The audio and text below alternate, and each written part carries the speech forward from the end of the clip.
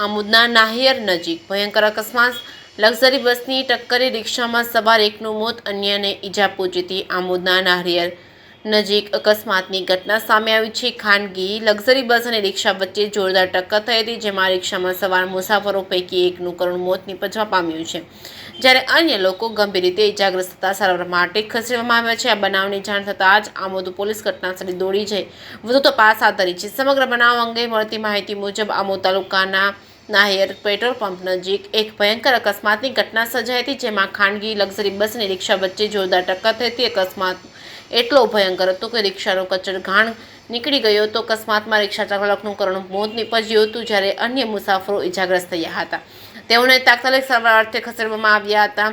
અકસ્માતમાં મરણ જનાર ઇઝમ અહેમદ બામિયા રહે આછોદ હોવાનું જાણવા મળ્યું છે, તો બીજી તરફ ખાનગી લક્ઝરી બસ પલટી ખાઈ જતા લક્ઝરી બસ કોઈ કંપનીમાં જતી હોવાની પ્રાથમિક માહિતી સાંપડી છે।